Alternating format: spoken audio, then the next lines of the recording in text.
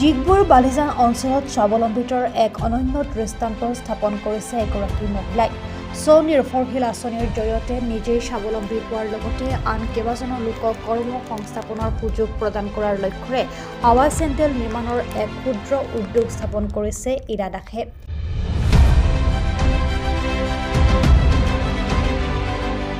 ডিগবৈৰ বালিজান অঞ্চলত নতুনকৈ স্থাপন কৰা হৈছে হাৱাই চেণ্ডেল নিৰ্মাণৰ এই ক্ষুদ্ৰ উদ্যোগ।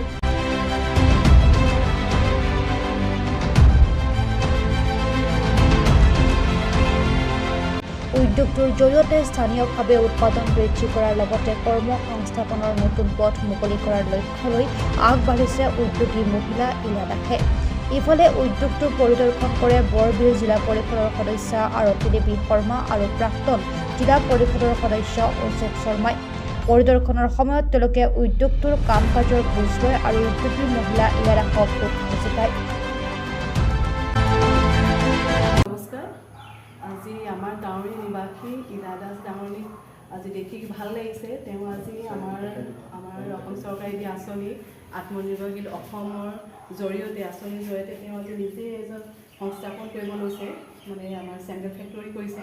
খুব সুন্দৰ পদক্ষেপ লৈছে তেওঁ দেখি ভাল লাগিছে আৰু আগলৈও যাতে তেওঁ আগবাঢ়ি গৈ থাকে তাৰে মই শুভেচ্ছা জনালোঁ।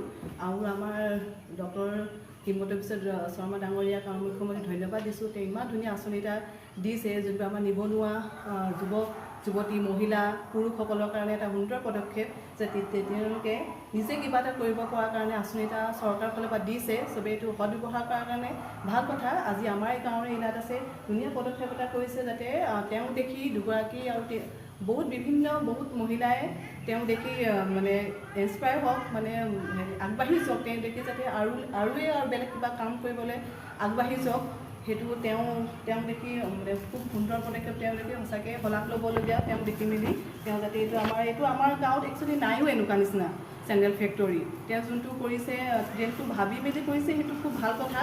আমাকো দেখি ভাল লাগিছে আৰু আমাৰ স্থানীয় বিধায়ককো ধন্যবাদ জ্ঞাপন কৰিছোঁ আৰু আৰু আগবাঢ়ি যাওক তাৰে কামনা কৰিছোঁ।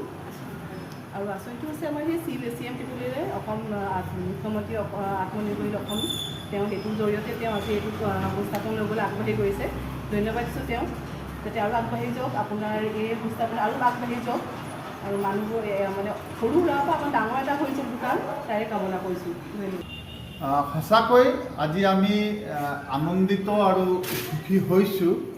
আমাৰ এই গাঁৱৰে ঘৰৰে ওচৰৰ এগৰাকী আমাৰ মহিলা ইৰা দাস ডাঙৰীয়ানীয়ে আজি এটা সুন্দৰ পদক্ষেপ চেণ্ডেল বনোৱা, তেওঁ মেচিন আনি কিনে চেণ্ডেল বনোৱা সৰু ইণ্ডাষ্ট্ৰী এটা আজি তেওঁ আৰম্ভ কৰিছে। আৰু আমি সঁচাকৈ এই অঞ্চলটোত বা ইয়াৰ উপকণ্ঠ অঞ্চলত এনেকুৱা এটা পদক্ষেপ লোৱা আমি মহিলাক বিশেষকৈ আমি দেখা নাছিলোঁ, কিন্তু আজিৰ দিনটোত পুনৰ ইৰা দাসক মই ধন্যবাদ জ্ঞাপন কৰিছোঁ এটা সুন্দৰ পদক্ষেপ লোৱাৰ কাৰণে। আৰু এটা কথা জানি আৰু আনন্দিত আৰু সুখী হৈছোঁ যে আজি ইৰা দাসৰ ইয়াত যি চেণ্ডেল বনোৱা মেচিনৰ জৰিয়তে যি চেণ্ডেল বনাইছে, চেণ্ডেল উলিয়াইছে, এই চেণ্ডেলখিনি ইয়াৰ পৰা কিছুমান এই অঞ্চলৰে আৰু নিবনুৱা যুৱক যুৱতীসকলে ইয়াৰ পৰা ক্ৰয় কৰি তেওঁলোকে বিভিন্ন আমাৰ যেনেকৈ বজাৰবিলাক বহে, ক'ৰবাত সাপ্তাহিক বজাৰবিলাক বহে,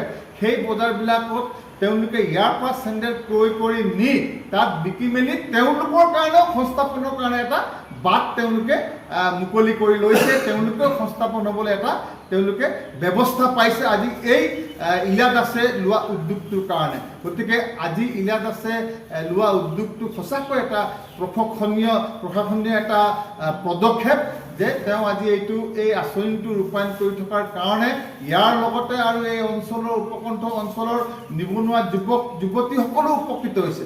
তেওঁলোকৰ ঘৰ পৰিচালনা কৰিবলৈ কাৰণে আজি সহজ হৈ পৰিছে। গতিকে আজি এনেকুৱা এটা আঁচনি মুখ্যমন্ত্ৰী আত্মনিৰ্ভৰশীল অসম আঁচনিৰ জৰিয়তে অসমত বিভিন্ন প্ৰান্তত নিবনুৱা যুৱক যুৱতী মহিলাসকলে পুৰুষসকলে এই আঁচনিৰ জৰিয়তে যথেষ্ট সংস্থাপন হ'বলৈ পাৰিছে আৰু গ্ৰাম্য অঞ্চলত গ্ৰাম্য অঞ্চলৰ এটা উন্নয়নটো আগবাঢ়িছে এইটো এটা প্ৰমাণ আমাৰ ইলা দাসে প্ৰমাণ। গতিকে মই মাননীয় মুখ্যমন্ত্ৰী ডক্টৰ হিমন্ত বিশ্ব শৰ্মা ডাঙৰীয়াকো আন্তৰিক ধন্যবাদ জ্ঞাপন কৰিছোঁ আৰু লগে লগে আমাৰ স্থানীয় বিধায়ক সুৰেন ফুকন ডাঙৰীয়াকো আমি ধন্যবাদ জ্ঞাপন কৰিছোঁ। সুৰেন ফুকন ডাঙৰীয়াও আমাৰ এই ডিগবৈ সমষ্টিৰ অন্তৰ্গত এই আঁচনিৰ অধীনত যিসকলে এই আঁচনি লাভ কৰিছে প্ৰত্যেকজনে যাতে সুন্দৰকৈ আঁচনি ৰূপায়ণ কৰে সদায় আমাৰ বিধায়ক ডাঙৰীয়াই এই পৰামৰ্শ আগবঢ়াই আহিছে আৰু যাৰ কাৰণে আমি বিধায়ক ডাঙৰীয়াকো ধন্যবাদ জ্ঞাপন কৰিছোঁ। শেষত আমি পুনৰ আমাৰ ইলা দাসৰ এই যি প্ৰচেষ্টা আৰু যাতে সুন্দৰকৈ আগবঢ়াই নিবলৈ পাৰে আৰু যাতে ইয়াক বহল ভিত্তিত কৰি যাতে ইয়াক আৰু নিবনুৱাসকলক তেওঁ সংস্থাপন দিব পাৰে, নিজৰ ভৰিত নিজে থিয় হ'ব পৰাকৈ, নিজে স্বাৱলম্বী হ'ব পৰাকৈ যাতে এই অঞ্চলটোত যুৱক যুৱতীসকলক গঢ় দিব পাৰে তাৰ প্ৰতি মই ইলা দাস ডাঙৰীয়ানী অনুৰোধ জনাইছোঁ। শেষত পুনৰ আজি ইয়ালৈ আমি আহি এই পৰিদৰ্শন কৰি চাই সঁচাকৈ আনন্দিত হৈছোঁ আৰু সুখী হৈছোঁ। শেষত পুনৰ সকলো যাতে সুন্দৰকৈ এনেকৈ আগবাঢ়ি যায় তাৰে আমি কামনা কৰিছোঁ। ধন্যবাদ। Bureau report B plus any.